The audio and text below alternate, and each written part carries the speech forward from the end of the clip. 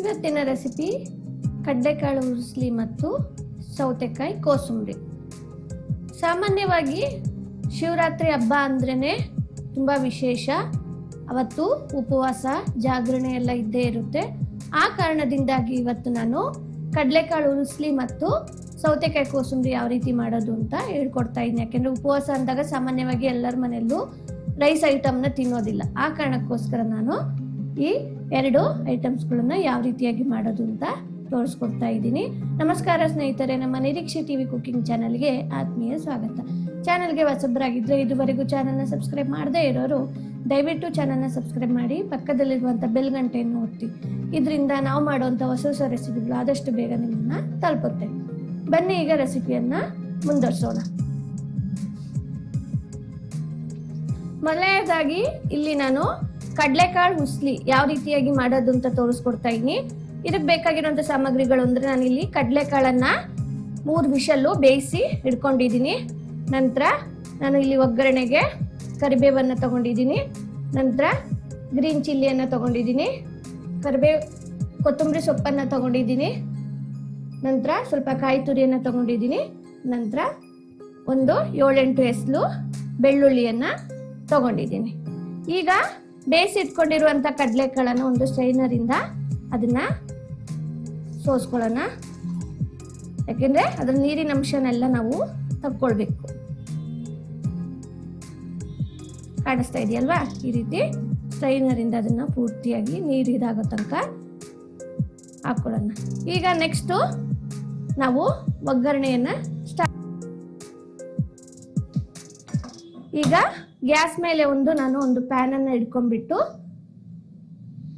ಅದು ಒಂದು 2 ನಿಮಿಷ ಬಿಸಿ ಆಗಕ್ಕೆ ಬಿಡ್ತೀನಿ. ಈಗ ಇದು ಬಿಸಿ ಆಗಿದೆ. ಬಿಸಿ ಆದ ನಂತರ ನಾನೀಗ ಫಸ್ಟಿಗೆ ಒಂದು 3 ಸ್ಪೂನ್ ಅಷ್ಟು ಆಯಿಲ್ ಅನ್ನ ಹಾಕೊಳ್ತಾ ಇದ್ದೀನಿ.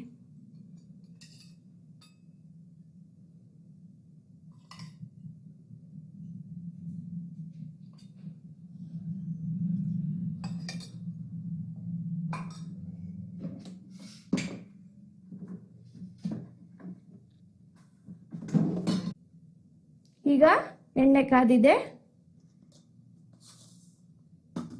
ಒಂದು ಅರ್ಧ ಸ್ಪೂನ್ ಅಷ್ಟು ಸಾಸಿವೆಯನ್ನು ಹಾಕೊಳ್ತಾ ಇದ್ದೀನಿ. ಒಂದು ಅರ್ಧ ಸ್ಪೂನು ಜೀರಿಗೆಯನ್ನು ಹಾಕೊಳ್ತಾ ಇದ್ದೀನಿ. ನಂತರ ಒಂದು ಎಸಳು ಕರಿಬೇವು ಸೊಪ್ಪನ್ನು ಹಾಕೊಳ್ತಾ ಇದ್ದೀನಿ.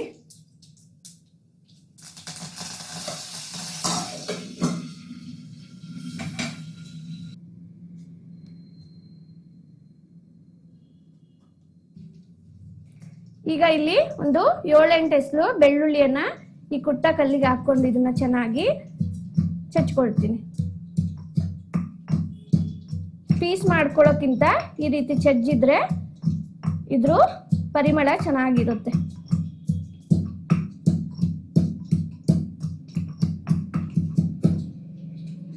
ಈಗ ಇದನ್ನ ಚಚ್ಕೊಂಡಿದ್ದೀನಿ. ಈಗ ಇದನ್ನೂ ಸಹ ಒಗ್ಗರಣೆಗೆ ಹಾಕೊಳ್ತಾ ಇದ್ದೀನಿ.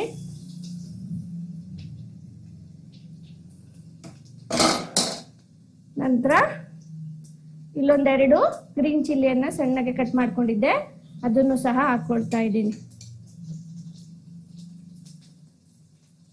ಈಗ ಇದನ್ನ ಒಂದು 2 ನಿಮಿಷಗಳ ಕಾಲ ಚೆನ್ನಾಗಿ ಫ್ರೈ ಮಾಡ್ಕೊಳ್ಬೇಕು. ಯಾಕೆಂದ್ರೆ ಇದ್ರ ಹಸಿ ವಾಸನೆ ಹೋಗ್ಬೇಕು, ಅಲ್ಲಿವರೆಗೂ ಸಹ ನಾವು ಫ್ರೈ ಮಾಡ್ಕೊಳ್ಬೇಕು.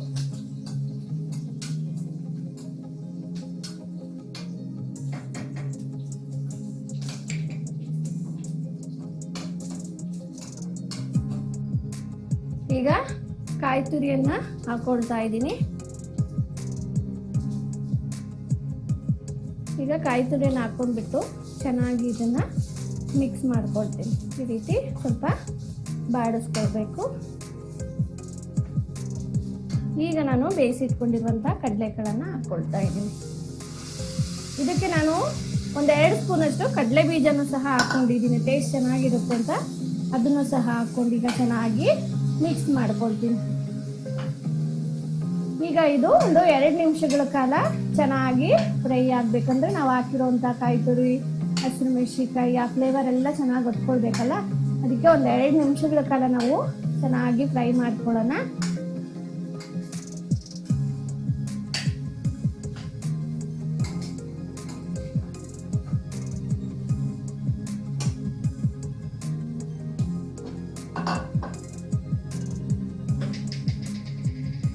ಈಗ ಅಲ್ಲಿ ನಾನು ರುಚಿಗೆ ತಕ್ಕಷ್ಟು ಉಪ್ಪನ್ನು ಹಾಕೊಳ್ತಾ ಇದ್ದೀನಿ. ಯಾಕೆಂದ್ರೆ ಕಡಲೆಕಾಳನ್ನ ನಾವು ಬೇಯಿಸುವಂತ ಸಂದರ್ಭದಲ್ಲೂ ಸ್ವಲ್ಪ ಉಪ್ಪು ಹಾಕಿದ್ವಿ, ಅದರಿಂದ ನೋಡ್ಕೊಂಡ್ಬಿಟ್ಟು ನೀವು ಉಪ್ಪು ಹಾಕೊಳ್ಬೇಕು.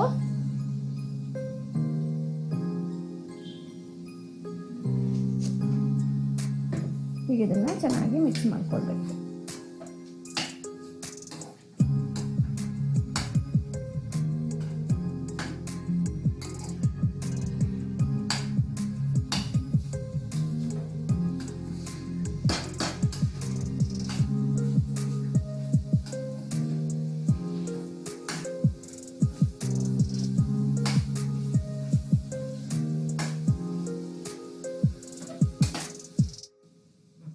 ಇಲ್ಲಿ ನಾನು ಒಂದು 1/4 ಟೀ ಸ್ಪೂನ್ ಅಷ್ಟು ಟರ್ಮರಿಕ್ ಪೌಡರ್ ಅಂದ್ರೆ ಅರಿಶಿನ ಪುಡಿಯನ್ನು ಹಾಕೊಳ್ತಾ ಇದ್ದೀನಿ. ಅದನ್ನ ಈಗ ಚೆನ್ನಾಗಿ ಮಿಕ್ಸ್ ಮಾಡ್ಕೊಳ್ತಿದ್ದೀನಿ. ನಂತರ ಈಗ ನಾನು ನಿಂಬೆ ರಸನ ಹಾಕೊಳ್ತಾ ಇದ್ದೀನಿ.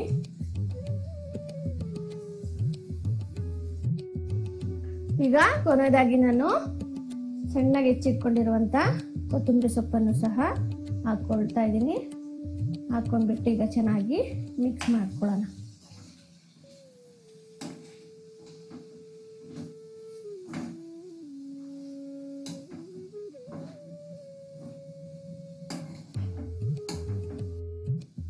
ಈಗ 1-2 ನಿಮಿಷಗಳ ಕಾಲ ಈ ರೀತಿ ಚೆನ್ನಾಗಿ ಮಿಕ್ಸ್ ಮಾಡ್ಕೊಳ್ಳೋಣ.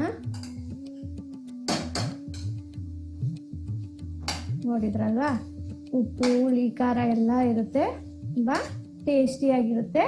ಇದನ್ನ ಯಾವಾಗ ಬೇಕಾದ್ರೂ ಸಹ ನಾವು ಮಾಡ್ಕೊಳ್ಬೋದು. ಆದ್ರೆ ಉಪವಾಸದಲ್ಲಿ ರೈಸ್ ಐಟಮ್ ತಿನ್ನಲ್ವಲ್ಲ, ಅದಕ್ಕೋಸ್ಕರ ನಾವು ಈ ಕಡಲೆಕಾಳು ಉಸುಳಿಯನ್ನ ಮಾಡ್ಕೊಳ್ತಾ ಇದ್ದೀವಿ. ನಮ್ಮನೆಯಲ್ಲೂ ಸಹ ನಾವು ಇದನ್ನೇ ಮಾಡ್ಕೊಳ್ಳೋದು. ಈಗ ಇದು ರೆಡಿ ಆಗಿದೆ. ಗ್ಯಾಸನ್ನ ಆಫ್ ಮಾಡಿಕೊಂಡು ನಾನೀಗ ಒಂದು ಬೌಲಿಗೆ ಸರ್ವ್ ಮಾಡ್ಕೊಳ್ತಾ ಇದ್ದೀನಿ. ಇದು ಸ್ವಲ್ಪ ತಣ್ಣಗಾದ ನಂತರ ನಾನೊಂದು ಬೌಲಿಗೆ ಸರ್ವ್ ಮಾಡ್ಕೊಳ್ತೀನಿ.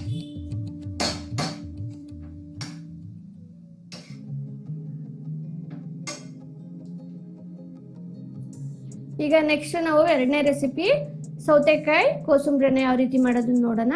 ಇದು ಬೇಕಾಗಿರೋ ಸಾಮಗ್ರಿಗಳು ಅಂದ್ರೆ ನಾನಿಲ್ಲಿ ಒಂದು ದಪ್ಪನೆ ಸೌತೆಕಾಯಿನ ಸಣ್ಣಗೆ ಪೀಸ್ ಮಾಡಿ ಇಟ್ಕೊಂಡಿದ್ದೀನಿ. ಇದಕ್ಕೆ ಸಣ್ಣಗೆ 2 ಈರುಳ್ಳಿಯನ್ನ ಕಟ್ ಮಾಡಿ ಇಟ್ಕೊಂಡಿದ್ದೀನಿ. 1-2 ಸ್ಪೂನ್ ಅಷ್ಟು ಹೆಸರು ಬೇಳೆಯನ್ನ ನೆನಕಿ ಇಟ್ಕೊಂಡಿದ್ದೆ, ಅದೀಗ ಚೆನ್ನಾಗಿ ನೆನೆದಿದೆ. ನಂತರ ಸ್ವಲ್ಪ ಕಾಯಿ ತುರಿಯನ್ನು ತಗೊಂಡಿದ್ದೀನಿ. ಸ್ವಲ್ಪ ಸಣ್ಣಗೆ ಹೆಚ್ಚಿಟ್ಕೊಂಡಿರೋಂಥ ಕೊತ್ತಂಬರಿ ಸೊಪ್ಪನ್ನು ತಗೊಂಡಿದ್ದೀನಿ. 1-2 ಗ್ರೀನ್ ಚಿಲ್ಲಿಯನ್ನು ಸಣ್ಣಗೆ ಕಟ್ ಮಾಡಿ ಇಟ್ಕೊಂಡಿದ್ದೀನಿ. ನಂತರ ನಾನು ನಿಂಬೆ ಹುಳಿಯನ್ನು ತಗೊಂಡಿದ್ದೀನಿ.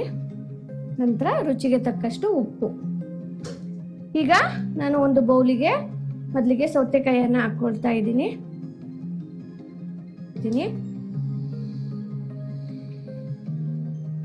ನಂತರ ಗ್ರೀನ್ ಚಿಲ್ಲಿಯನ್ನು ಹಾಕೊಳ್ತಾ ಇದ್ದೀನಿ. ಈಗ ತುರಿದಿಟ್ಕೊಂಡಿರುವಂಥ ಕಾಯಿ ತುರಿಯನ್ನು ಸಹ ಹಾಕೊಂಡ್ಬಿಟ್ಟು ಒಂದ್ಸತಿ ಮಿಕ್ಸ್ ಮಾಡ್ಕೊಳ್ತೀನಿ.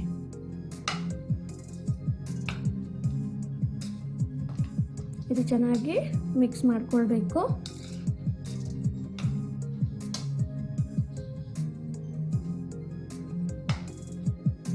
ಈಗ ಸಣ್ಣಗೆ ಹೆಚ್ಚಿಟ್ಕೊಂಡಿದ್ದಂಥ ಕೊತ್ತಂಬರಿ ಸೊಪ್ಪನ್ನು ಸಹ ಹಾಕೊಳ್ತಾ ಇದ್ದೀನಿ.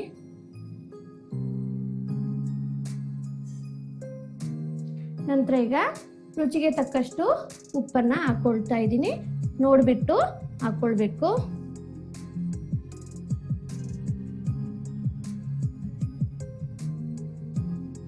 ಕೊನೆಯದಾಗಿ ನಾನು ನಿಂಬೆ ರಸನ ಹಿಂಡ್ಕೊಳ್ತೀನಿ. ಒಂದು ಅರ್ಧ ಸ್ಪೂನ್ ಅಷ್ಟು ನಿಂಬೆ ಹುಳಿನ ಹಾಕೊಳ್ತಾ ಇದ್ದೀನಿ. ನೋಡಿದ್ರಲ್ವಾ, ಈಗ ಇವೆಲ್ಲದನ್ನು ಚೆನ್ನಾಗಿ ಮಿಕ್ಸ್ ಮಾಡ್ಕೊಳ್ಬೇಕು.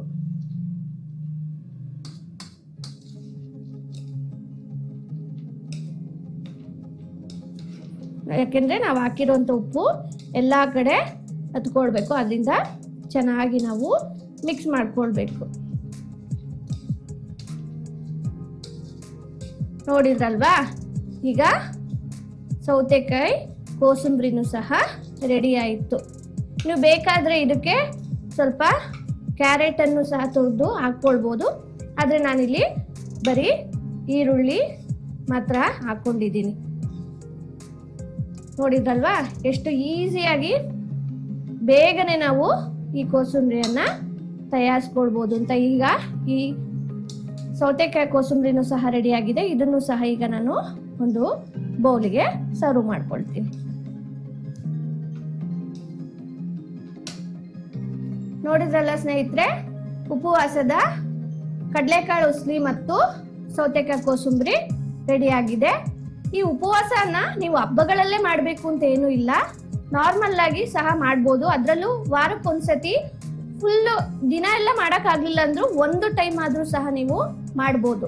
ಈ ಉಪವಾಸ ಮಾಡೋದ್ರಿಂದ ಏನು ಉಪಯೋಗ ಅಂತ ನೋಡೋದಾದ್ರೆ, ಉಪವಾಸ ಮಾಡೋದ್ರಿಂದ ಜೀರ್ಣಾಂಗ ವ್ಯವಸ್ಥೆ ಅಂದ್ರೆ ಡೈಜೆಷನ್ ಸಿಸ್ಟಮು ಚೆನ್ನಾಗಿರುತ್ತೆ. ಆ ಸಂದರ್ಭದಲ್ಲಿ ನೀವೇನ್ ಮಾಡ್ಬೇಕು ಅಂದ್ರೆ ಹೆವಿ ಫುಡ್ ಅನ್ನ ತಗೊಳಕ್ ಹೋಗ್ಬಾರ್ದು. ಏನ್ ಮಾಡ್ಬೇಕು, ಲೈಟ್ ಆಗಿರುವಂತ ಫುಡ್ ಅಂದ್ರೆ ಜ್ಯೂಸ್ ಇರ್ಬೋದು, ಅಥವಾ ಹಸಿರು ತರಕಾರಿಗಳು ಸಲಾಡ್ ಇರ್ಬೋದು, ಕೋಸಂಬರಿ ಈ ರೀತಿಯಾದಂಥವನ್ನ ತಗೊಂಡ್ರೆ ನಿಮ್ಮ ಕ್ಯಾಲೋರಿನೂ ಸಹ ನಿಯಂತ್ರಣಕ್ಕೆ ಬರುತ್ತೆ, ಉತ್ತಮ ಆರೋಗ್ಯವನ್ನು ಸಹ ನೀವು ಹೊಂದ್ಬೋದು, ಅಂದ್ರೆ ಹೆಲ್ತಿಯಾಗಿ ಇರ್ಬೋದು. ನೋಡಿದ್ರಲ್ವಾ, ಈ ವಿಡಿಯೋ ನಿಮಗೆ ಇಷ್ಟ ಆಗಿದೆ ಅಂತ ತಿಳ್ಕೊಂಡಿದ್ದೀನಿ. ಈ ವಿಡಿಯೋ ಇಷ್ಟವಾಗಿದ್ರೆ ಲೈಕ್ ಮಾಡಿ, ಶೇರ್ ಮಾಡಿ. ನಿಮ್ಮ ಈ ಲೈಕ್ ಮತ್ತು ಶೇರ್ಗಳು ನಮಗೆ ಇದೇ ತರಹದ ಹೊಸ ಹೊಸ ರೆಸಿಪಿಗಳನ್ನು ಮಾಡೋಲ್ಲಿ ನಮ್ಮನ್ನ ಉರಿದುಂಬಿಸುತ್ತೆ. ಸಾಧ್ಯವಾದರೆ ಕಾಮೆಂಟ್ ಸೆಕ್ಷನ್ ಅಲ್ಲಿ ನಿಮ್ಮ ಅನಿಸಿಕೆ ಅಭಿಪ್ರಾಯಗಳನ್ನ ತಿಳಿಸ್ಬೋದು. Instagram, Facebook, WhatsApp channel, social ಮೀಡಿಯಾಗಳಲ್ಲೂ ನಮ್ಮ ನಿರೀಕ್ಷೆ ಟಿವಿ ಕುಕಿಂಗ್ ಚಾನಲ್ನ ಪೇಜಸ್ ಅವೈಲೇಬಲ್ ಇದೆ. ಅಲ್ಲೂ ಸಹ ನಮ್ಮನ್ನ ಸಪೋರ್ಟ್ ಮಾಡೋದ್ರ ಮೂಲಕ ನಮ್ಮನ್ನ ಬೆಂಬಲಿಸ್ಬೋದು.